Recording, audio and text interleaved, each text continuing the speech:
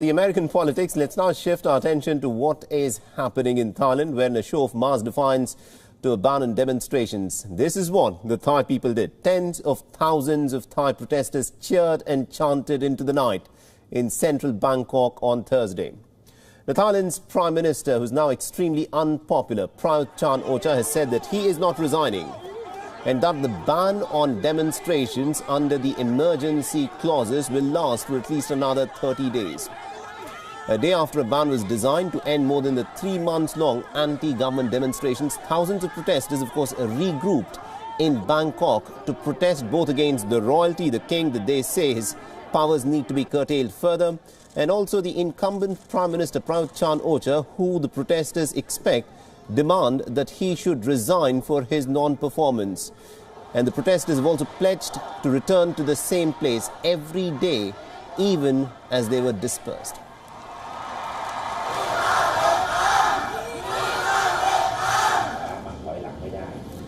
Now, ignoring police appeals to disperse the anti-royalty group spilled across one of Bangkok's busiest commercial districts, even when the deputy head of the Bangkok police warned that all protesters will be prosecuted.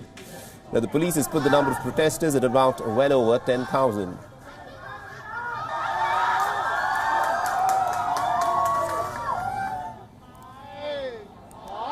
Now, Thailand imposed a state of emergency in an effort to end 3 months of protests calling for reforms to the monarchy. Now, the emergency bans gatherings of 5 or more people, and authorities have been allowed to prohibit people from entering into these designated locations, where even in Thailand, the government says that the government will now dictate the venues where protests can be held.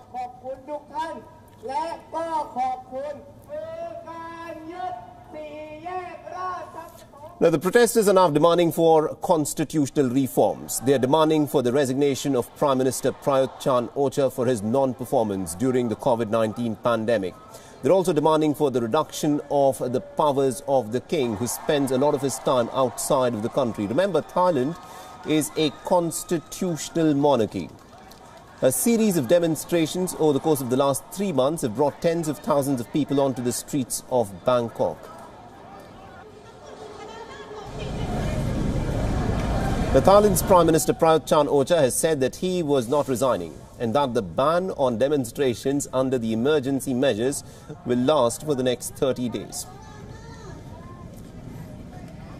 The democracy movement has become the greatest challenge in several years to Thailand's ruling establishment. Since the movement started in July, dozens of anti-government activists have been arrested.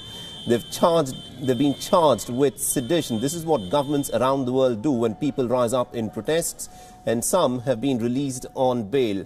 In fact, the protesters had installed a plaque which said that Thailand belongs to the people and not to the king.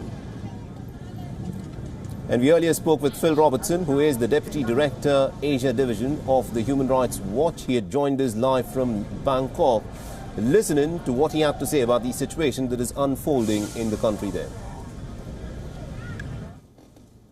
The authorities are continuing to keep the door closed to any sort of serious dialogue with the youth about their demands.